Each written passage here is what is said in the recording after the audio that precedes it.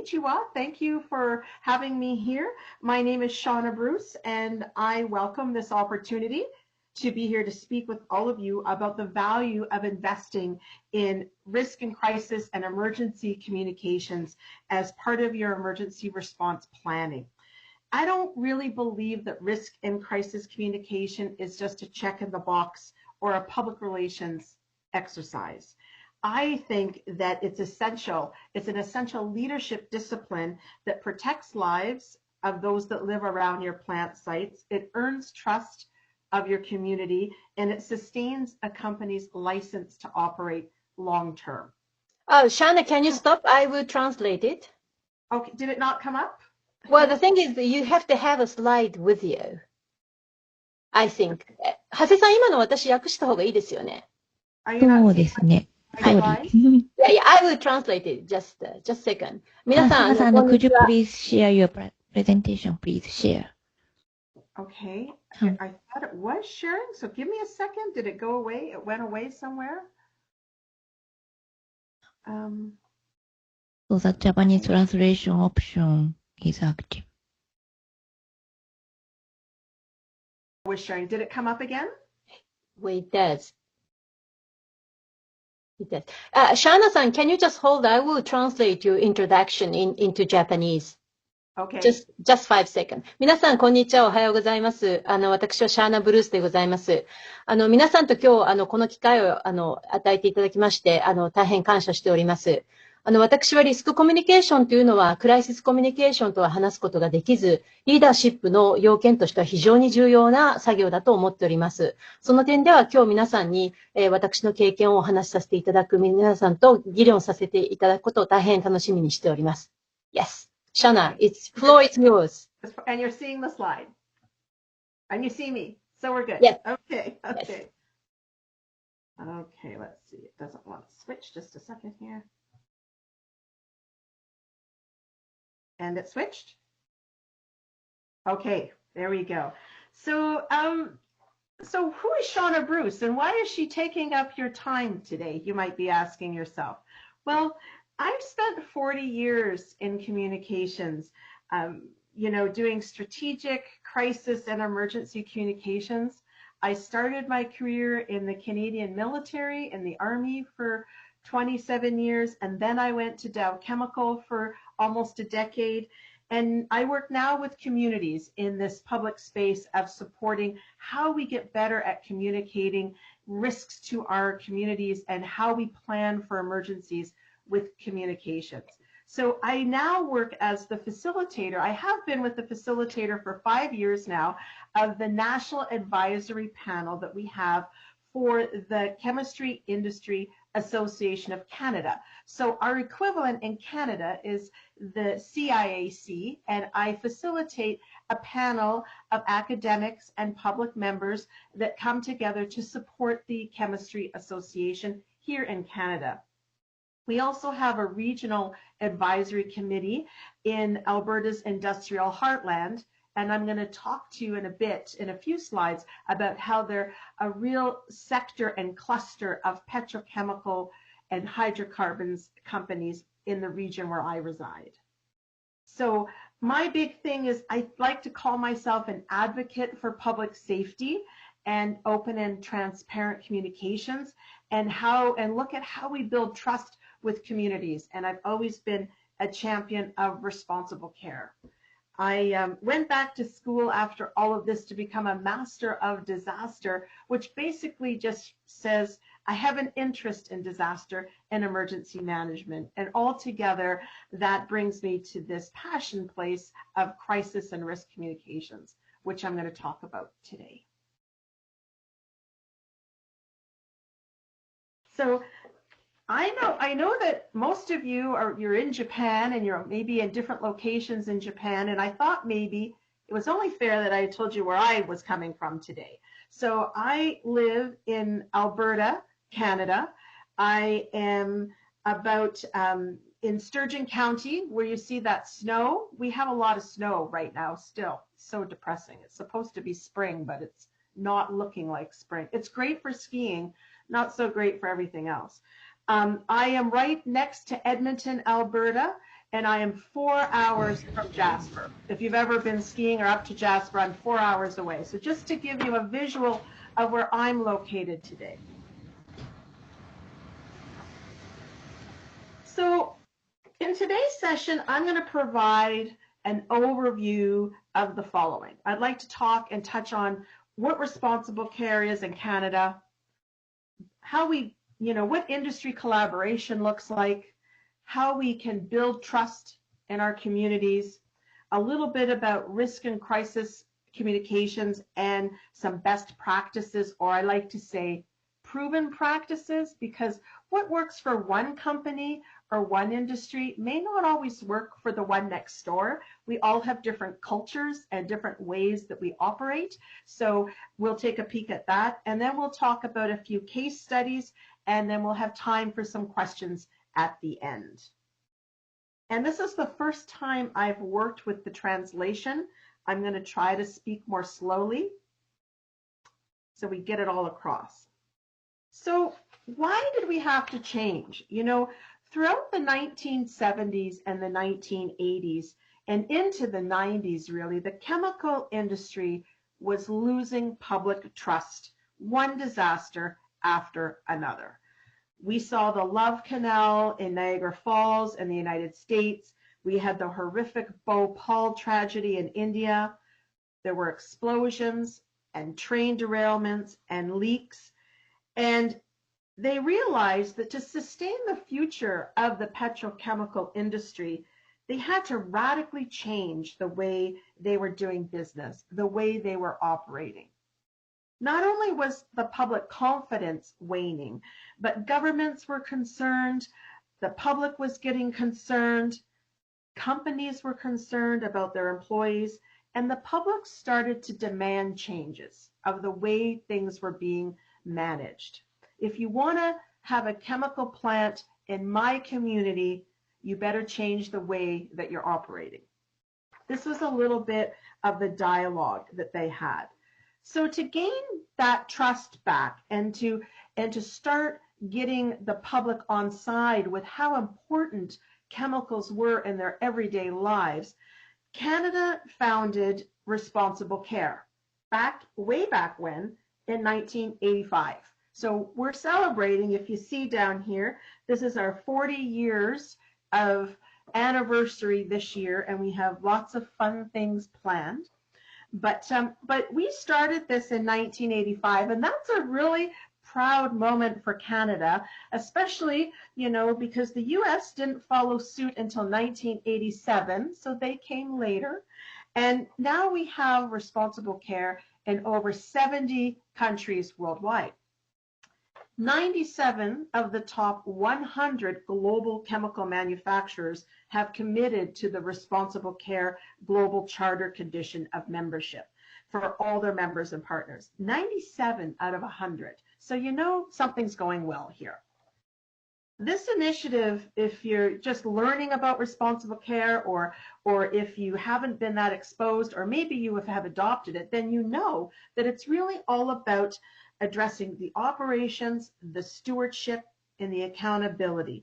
3 distinct codes that companies began to adopt, not just as a safety program. It's not a safety program. It's a culture. It's a culture of ethics and principles that are foundational to the way companies operate today.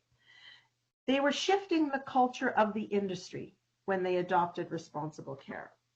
But in the process, they recognized that it's okay to be doing all of this internally, but how do we let people know that we're doing better? How do we make them see that things are different in the way we are manufacturing, transporting, and handling chemicals?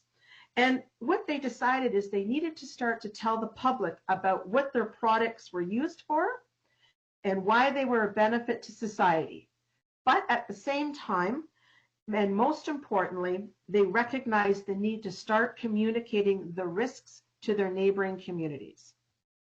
They were being cognizant of the ethical need to be honest about the risk that operating sites have with local residents, so that they would understand what actions they had to take in case anything ever went wrong and they had to do something to protect themselves and their families. So a big part of responsible care is educating the public on what actions to take in case of an emergency. And the science tells us that if you make the public aware of what the risk is, they are far more likely to start trusting you about how you're operating behind that fence line. If you're sharing about what you're making, what the benefit is to society, and sharing what your safety programs are, they are going to be far more able to trust you, or at least establish an element of trust.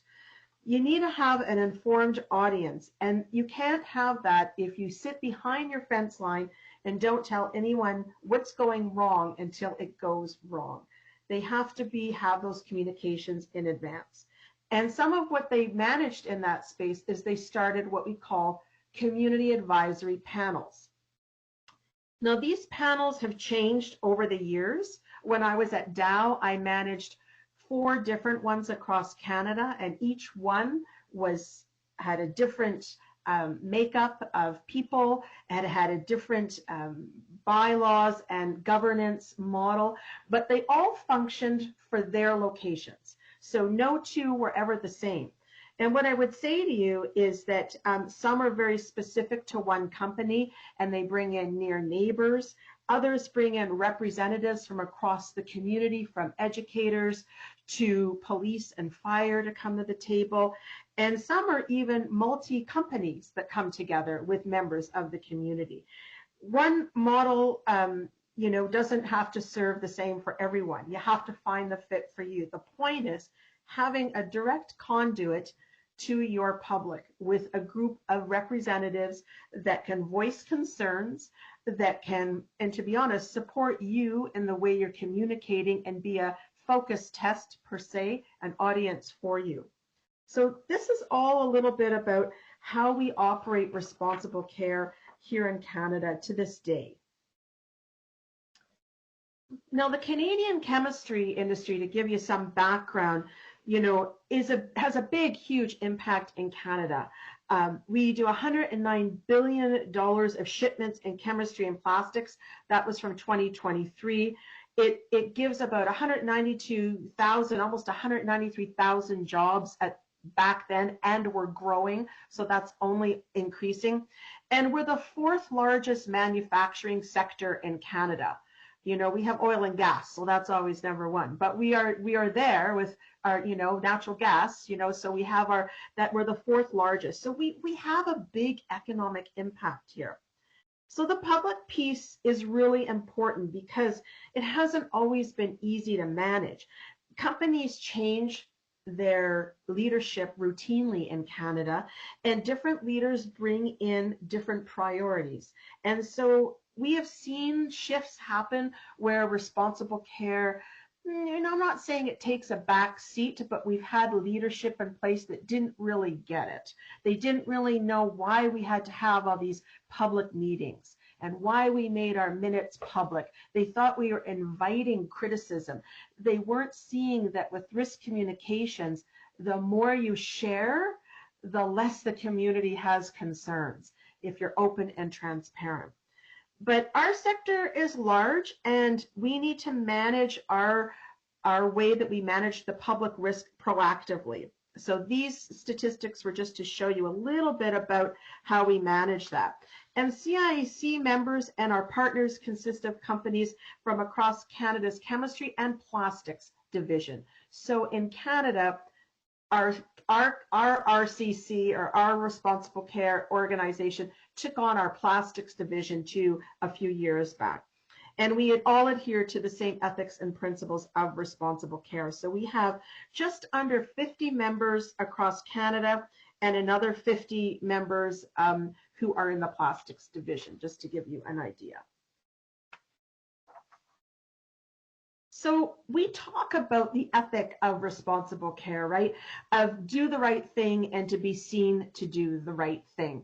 We want to be able to focus on all of these 3 areas, but for today, I'm going to just really focus on the accountability codes, because that's really the public engagement piece.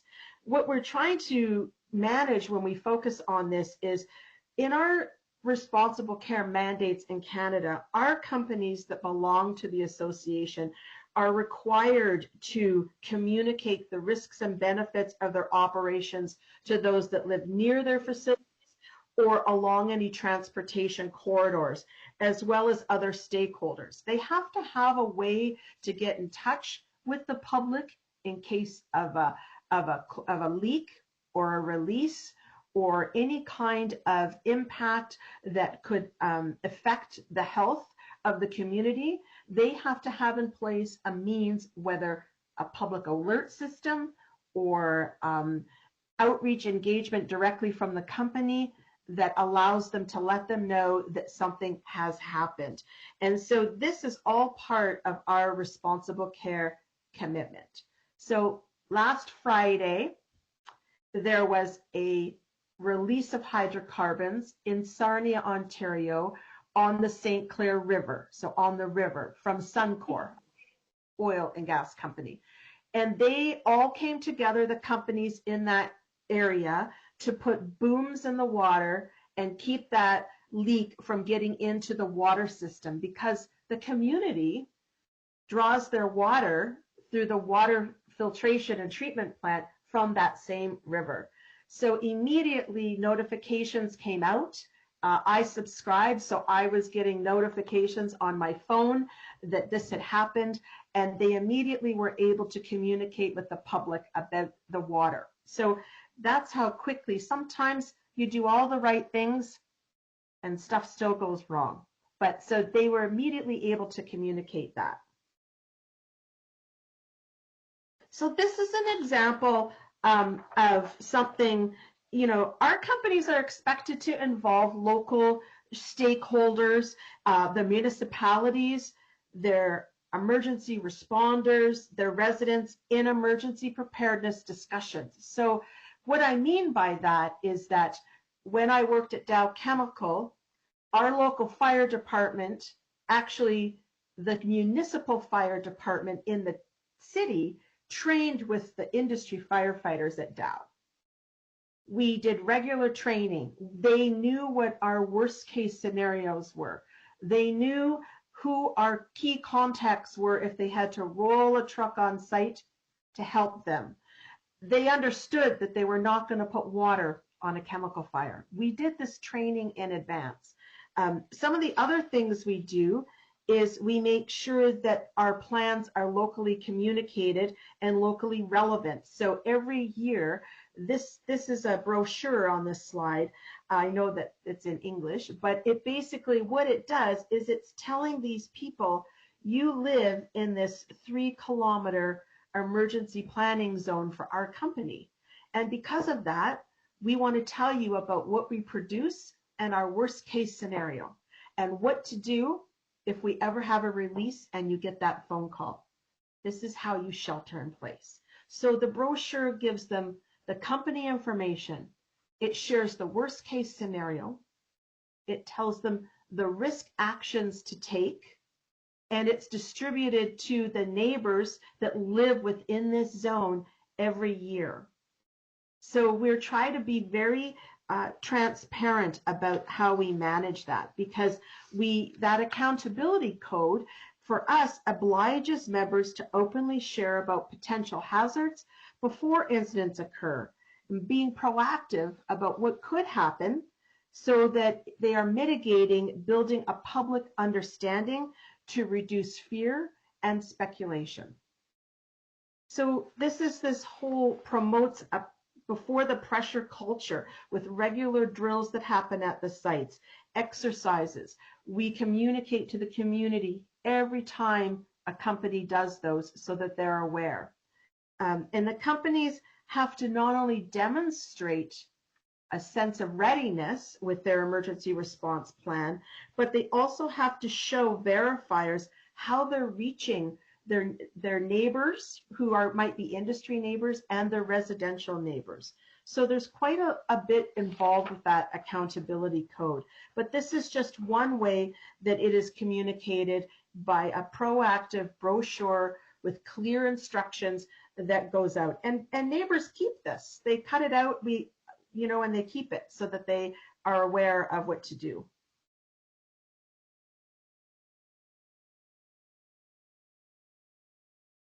So I'd also like to slip in a little bit talking about the crisis communication piece, because it's hand in hand. Having the proactive risk and crisis communication out to your publics means you need to have a plan in case you have your worst day materialize. And the good news here is that 95% of what you actually need in a crisis communication plan can be prepared in advance of the crisis. Your templates, your news release templates, your messaging templates, selecting who your spokespersons will be, understanding how to reach the media, understanding how you're going to respond, so you're being proactive. All of these things can be done in advance, and it saves you time when time is a really valuable commodity in a crisis, let me tell you. And it's a bit like having an insurance policy. You pay into it with your time to prepare a plan and with the hope you never really need to use it. But boy, are you happy to have it once you need it. So being proactive in this space is really important, ensuring that your communications teams understand or are partnered with the emergency response people in your sites and your plants, so they understand what they may have to prepare for, if that makes sense. Okay, let me see here. So when we talk about this here, I want to make sure I've got them all there. So communications is the key to all of this, it is the key, and it's what the public is judging you by. If you have an event or a crisis event, the public is going to be judging you by the success of your response to the crisis. It's the yardstick by which they measure success. But a plan is just paper.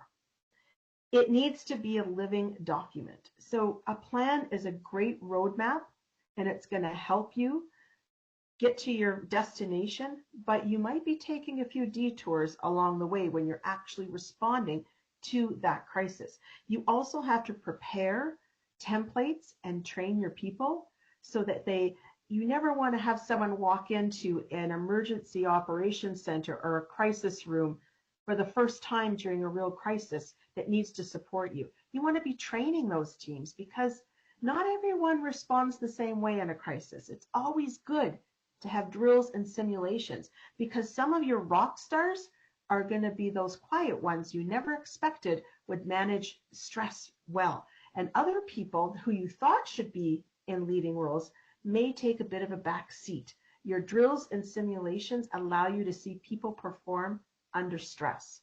Then you have to practice, do those drills and exercises. Then you perform to do your best. And then when it's all over, you need to sit down, do your after action review, and figure out what worked and what didn't. You need to perfect it.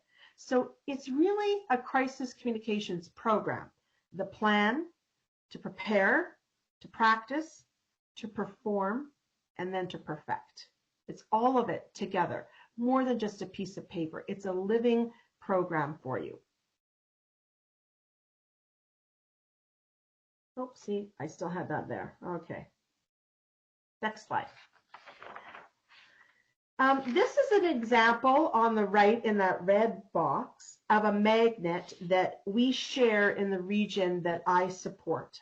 These are distributed to residents, about 26,000 residents, at community events to share what steps to take to shelter in place. It's the same as on that brochure. We're trying to be consistent with the look and the language that we use, and this is how it is sent out to the public. So when you're communicating risks, you really want to be respectful of your audience and their concerns. We have to do a lot of active listening. What are you concerned about? How can we address this? You want to be open and transparent and share the good, the bad, and the ugly information with them up front. So as an example, that brochure we saw, the worst case scenario there was a release of ethylene glycol at a plant that is a sister plant to Dow called Emi Global in this community. And so we would talk about what that was, but then we would say what it's used for. It's used in antifreeze. It's used to de-ice your airplanes. The product is nasty if it releases uncontained, but it has an actual societal value and something it's used for.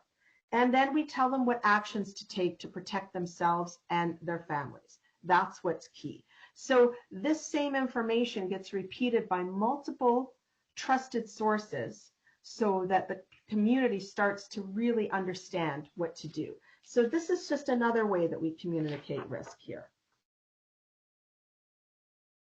You know, informing people about these kinds of risks and hazards they're close to is really important. And as I'm saying, and since 1985, we've had this public accountability to do this.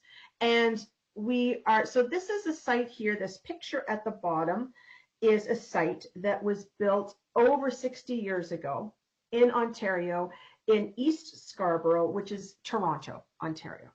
So this site was selected back years ago because it backs onto a big lake, Lake Ontario, and it was initially going to have products through a large barge system on the water. But guess what? They had some major challenges putting in some of the, it didn't materialize like that. So all of a sudden you had this plant and around the area that's zoned heavy industrial, but now this changed over 50 years and the houses, I could literally throw a piece of paper and hit the first house. That's how close it is to the site fence line. There is a major commuter train track that runs in front that goes into downtown Toronto. There are baseball diamonds and parks all around the area. And all of this has begun encroaching on the emergency planning zone of the site. And the site is a coatings and manufacturing site that makes floor varnishes and paint for your walls. And everything now, instead of on that barge on the lake, is transported in and out of the site by rail. And it goes through downtown Toronto to get to the site and leaves the site with finished product.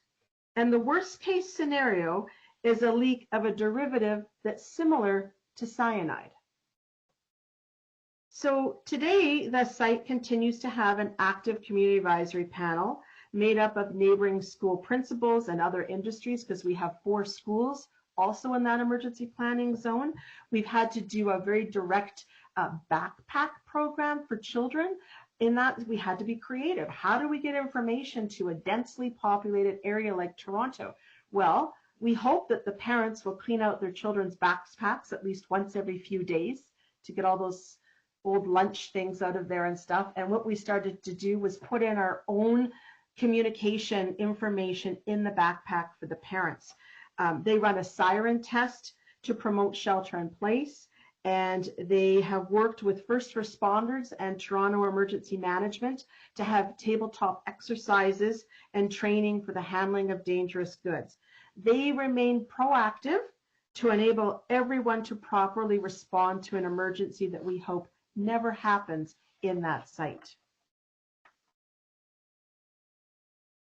And people may think that the cost of, of time and effort that you put into communicating is not really worth it. But trust me, the cost of not communicating far exceeds the cost of establishing an effective public notification and crisis management protocol. You're looking at your own company having reputational risk in that case, and that can cost a lot more than just a few angry neighbors. This is a photograph here that talks about another community advisory panel that we have. This is in a part of southern or in mid-Alberta, central Alberta near Red Deer. And this is a photograph taken here. I just want to talk about, it's one of my favorite CAPs actually. The CAP in this community meets regularly to discuss things of mutual interest. It's a forum for open and honest dialogue and site management. It consists of people that live near the community or around, and also those that represent the fabric of the community, area farmers, local school teachers, social services. All of these people have a seat at the table. And the goal is to really provide the community with this opportunity for direct involvement with decisions that could impact them, while allowing companies to better address the local expectations and share new developments. So as an example, this site here has 60 kilometers of rail traffic. It has a huge rail yard here.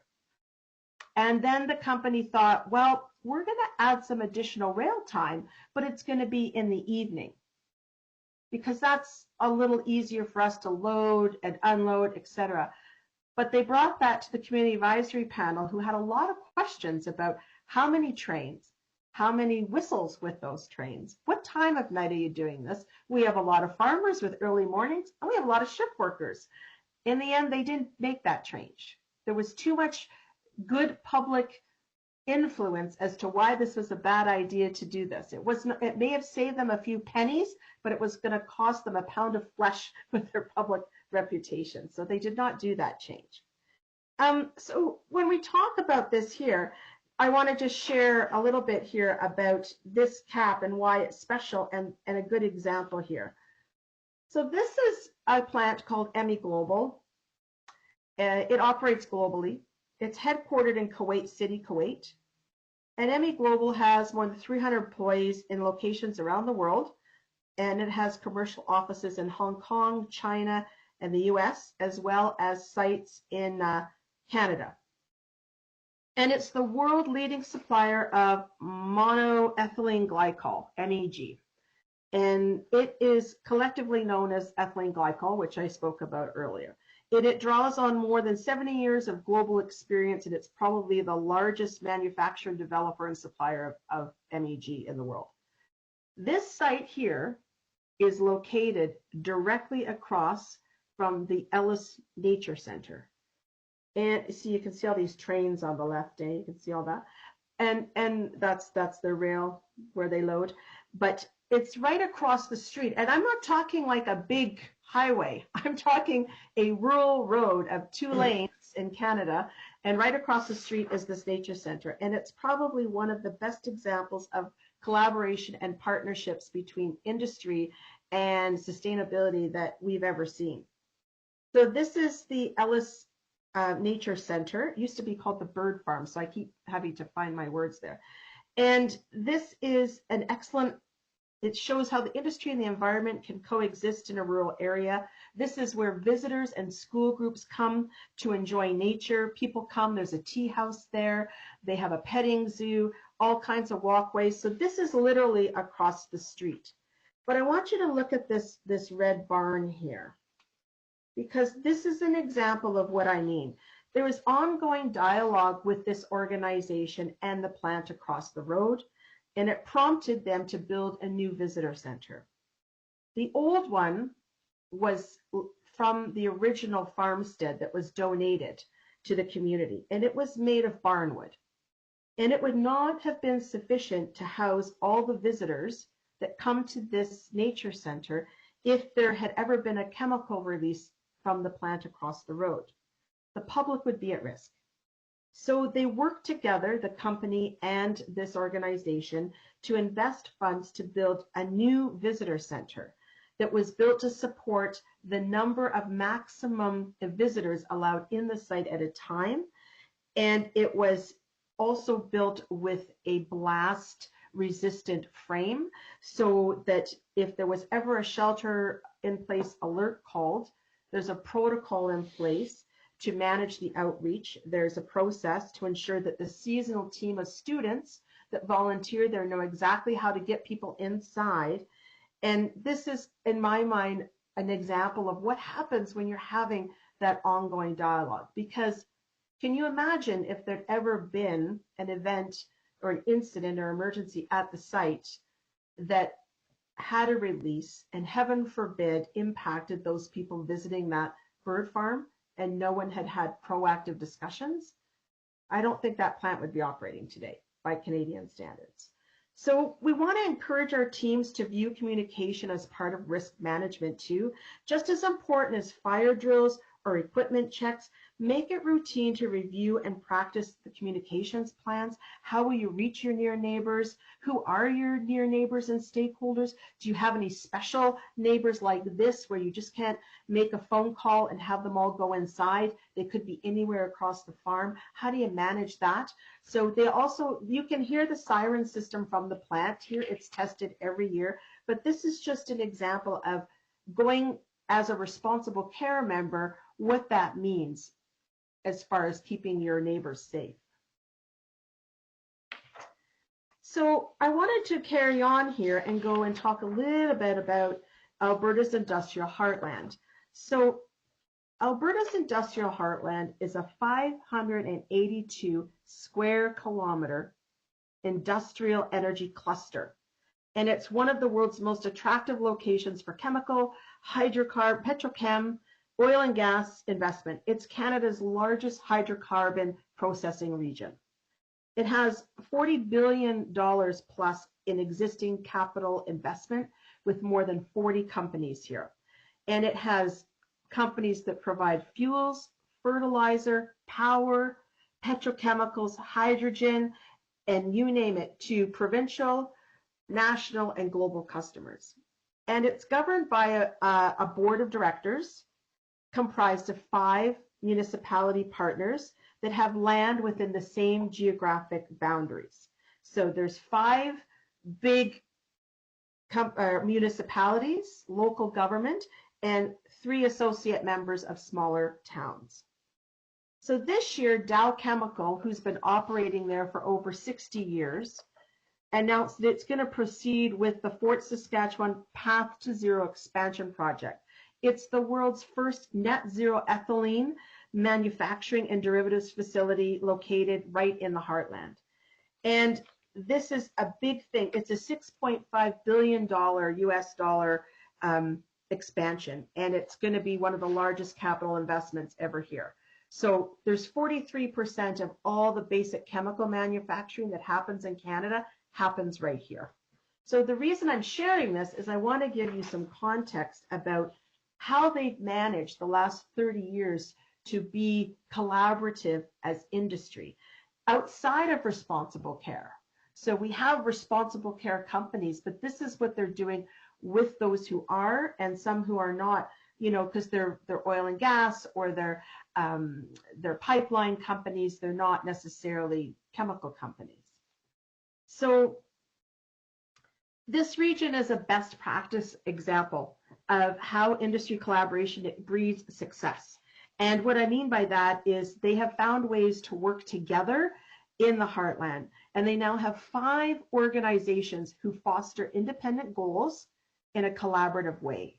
So the Northeast Capital Industry Association, they're the group that identifies and resolves industry risks and takes one collective voice to our provincial government.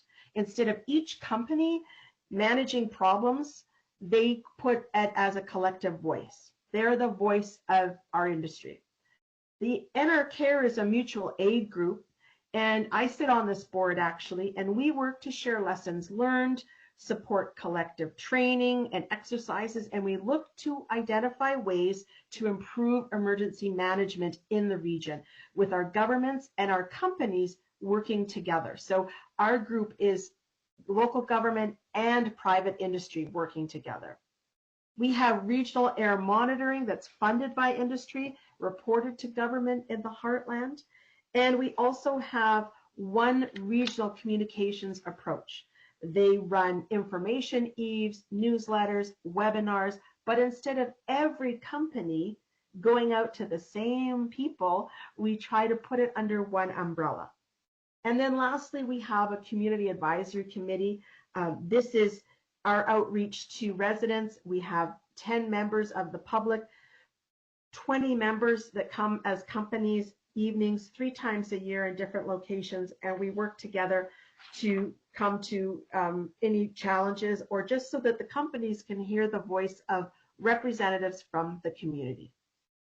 So it used to be every company had their own community advisory panel, but the same public members were being asked to sit on them, and it was becoming, a problematic. We were losing people. Lots of these panels disbanded for about 5 years. And then companies said, wait a minute, we need our public. This is not working for us.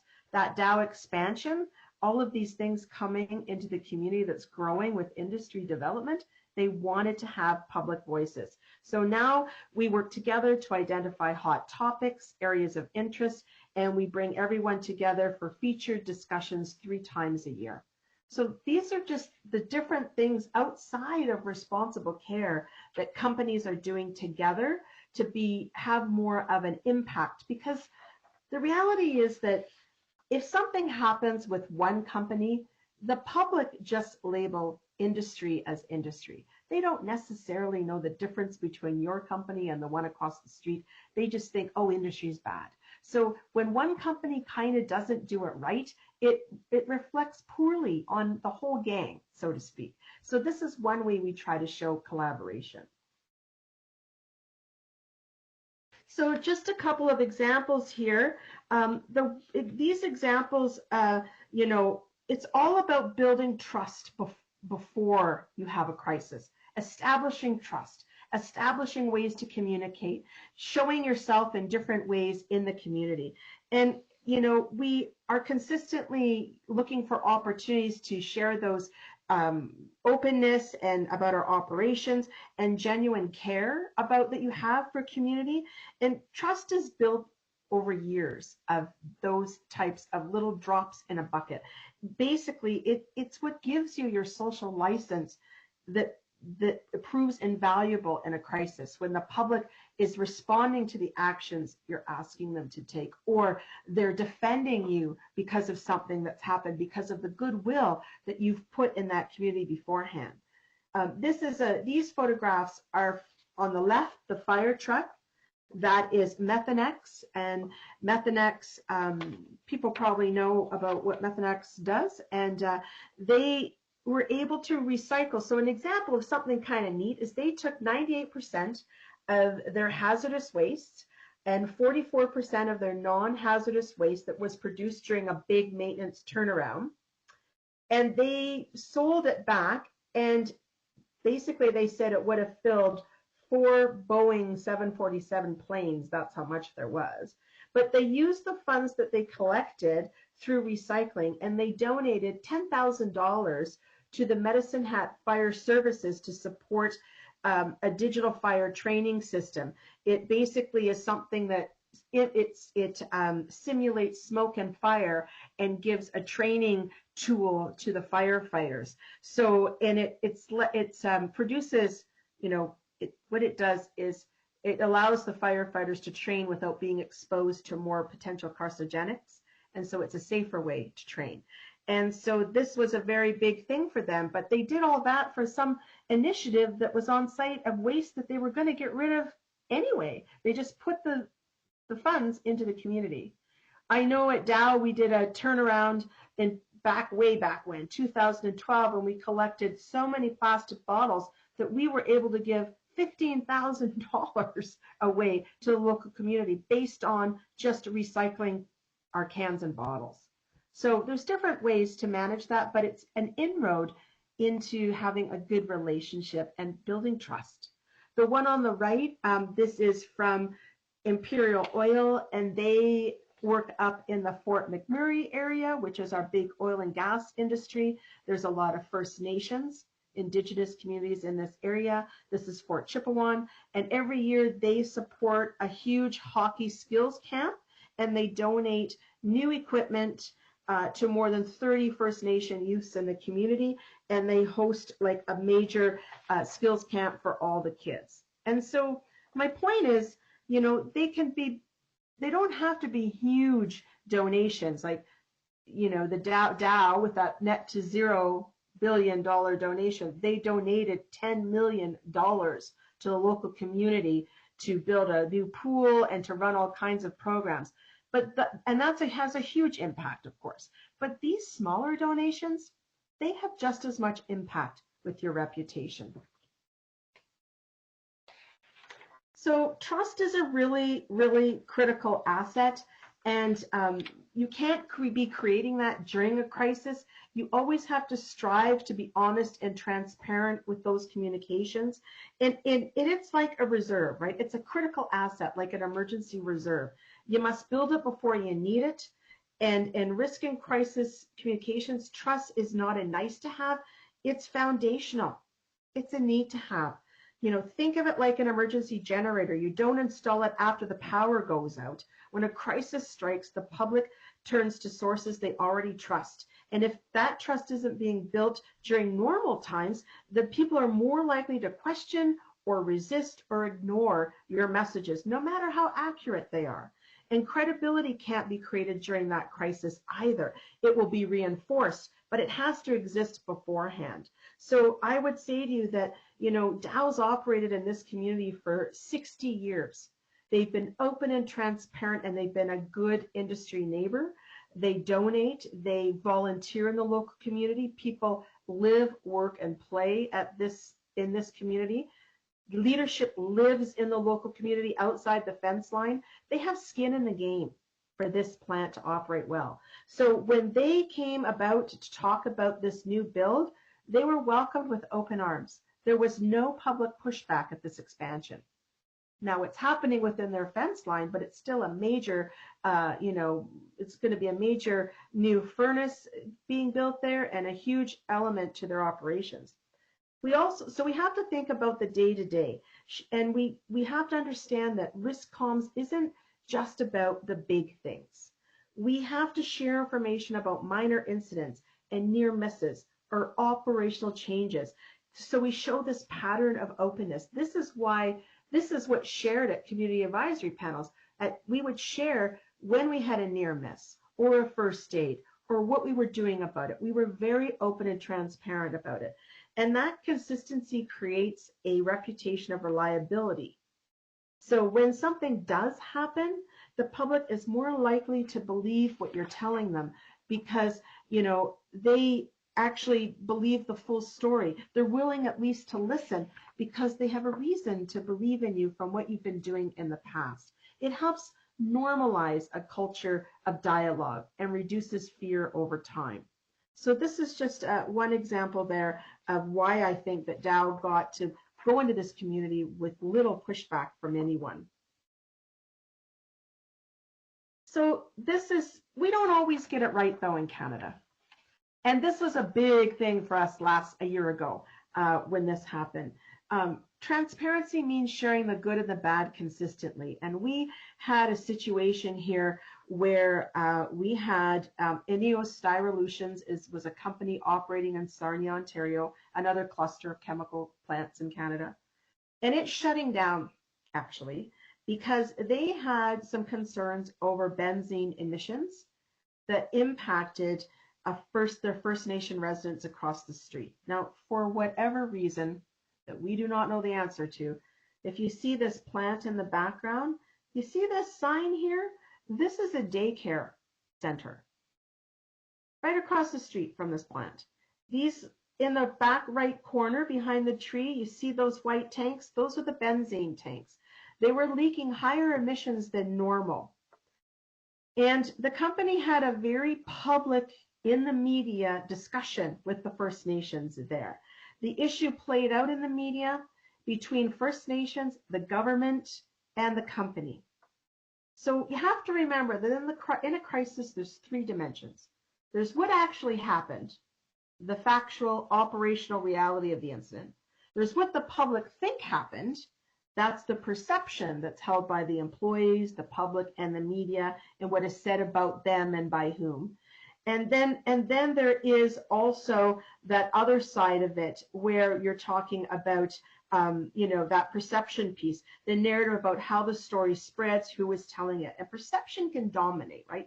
Perception can dominate the narrative very quickly, and it often shapes behavior more than your facts do. That's why we see such a challenge today with misinformation and disinformation, right? Because of the perception that people have of a certain topic already. and that can be a challenge. So what I would say to you is what's happened with this one here is it got very public. You have on the right-hand side, see this, shut INEOS down, shut the company down. And you know what? The company decided we're going to shut down.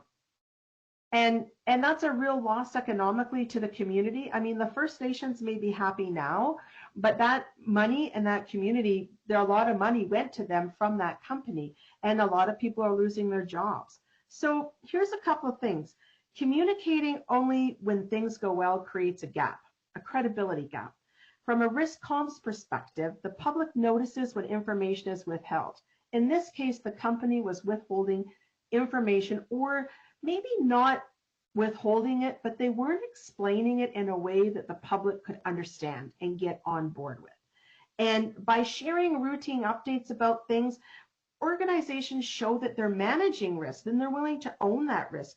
That transparency really reinforces your role as a trustworthy source. You have to admit your mistakes, your near misses. You have to be open and honest about this. And one of the most powerful tools we have in crisis comms is accountability. When companies acknowledge errors or lessons learned, they demonstrate responsibility and maturity and humility. But in this case, the company did not step forward at all. They didn't take any accountability. They blamed the government. They blamed the readings that were faulty with the First Nations. They pointed the finger at everyone but themselves.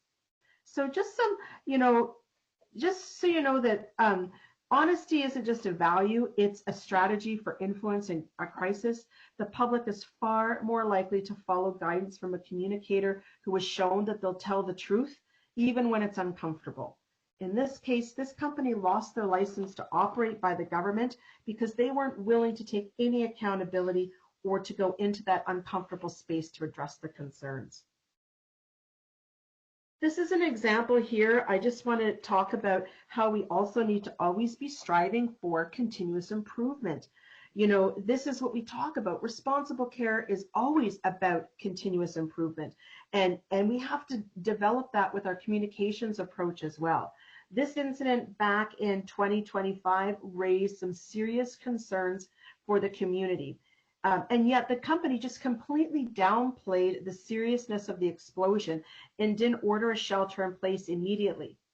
And that affected their reputation in the community because residents didn't trust what they were saying, and they felt that they put the public at risk. This was reputational risk of a major forum for Marathon Petroleum. So we know what caused the fire. It was, some challenges with not doing regular inspections, but they initially downplayed the whole thing. In the end, they did do a big shelter in place across a wide area, and that company today is still struggling to get the public back on side. That was in Louisiana, not Canada, but still a good case study. This is another one. This sadly had 2 fatalities and 3 serious injuries and significant property damage to the plant and the surrounding neighborhood, homes in the neighborhood. The explosion caused extensive damage to nearby homes, businesses, and residents were displaced for months. They had lots of reports from workers that said they had concerns, but no one was taking their concerns from employees seriously.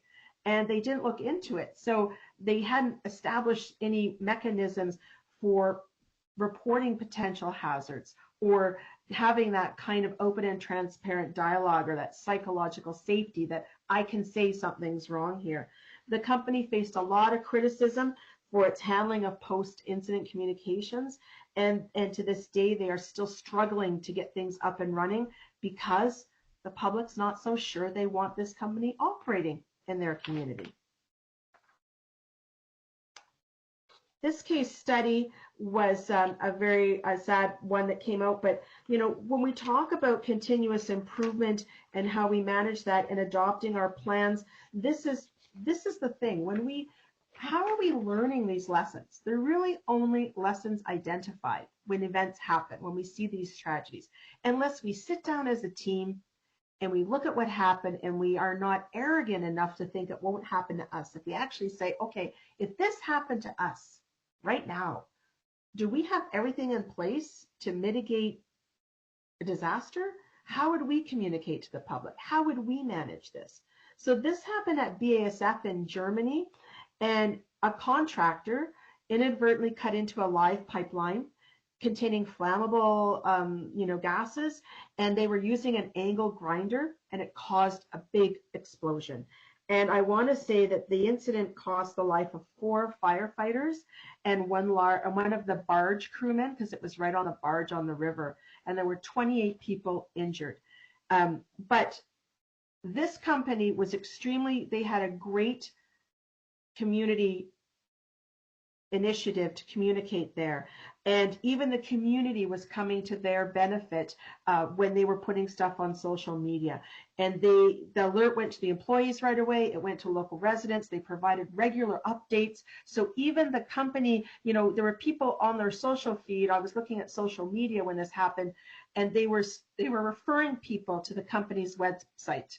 So other people in the community were referring other residents, oh, go here. There's nothing, it's handled, tragedy, but this is what they're doing. So as an industry, we just have to get better, I think, at learning from the disasters of one another. Whether near or far, it's an opportunity, as I said, to ask, what would happen if this happened here? We have to review scenarios, our stress test, our plans, update our procedures, and practice our responses so our teams know exactly what they need to be doing if something happens. We must ensure we have strong systems to communicate clearly with our employees and the public and our government partners. And above all, we should be able to say that hand on heart, that if our own families lived next to our site, we would trust that they would be safe. That's really what we want. We want everyone to feel safe. We need every worker to go home safely, and we want everyone that works around our communities to feel that we are a safe industry neighbor. So some closing thoughts on this I want to share is that, your public may not remember about your crisis, but they will remember how you made them feel. They might not remember how you responded with every action, but they will remember, did I feel safe and did I feel informed? And in a crisis, that's the only two things your public really want to know. Am I safe? Is my family safe? And am I updated? Do I have the most updated information? Your public also wants to make sure that when you're managing that they're going to trusted sources. They want you to be that trusted and credible source.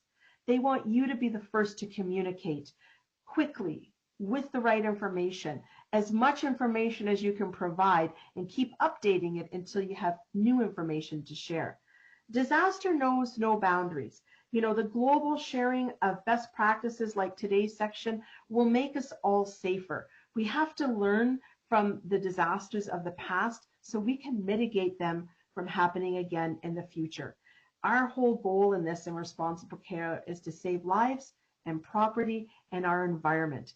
And I really think that Canadian responsible care teaches us that emergency communication or risk and crisis comms is not just what you do when things go wrong, but what you've done long before that crisis happens. That preparation, the partnerships, and trust building are a trifecta of effective crisis management. While contexts may differ from us here in Canada to you in Japan, the human principles of communications are universal. People everywhere want timely, truthful information and to know that leaders care. By applying these principles, the Japanese chemistry companies can strengthen their emergency readiness and their community relationships. And with that, I'd like to say, arigato, thank you very much for having me speak with you today. It's been my extreme pleasure to do so.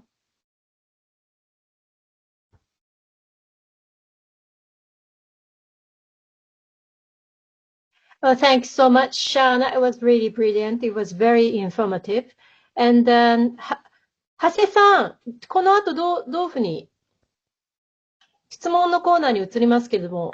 はい、ありがとう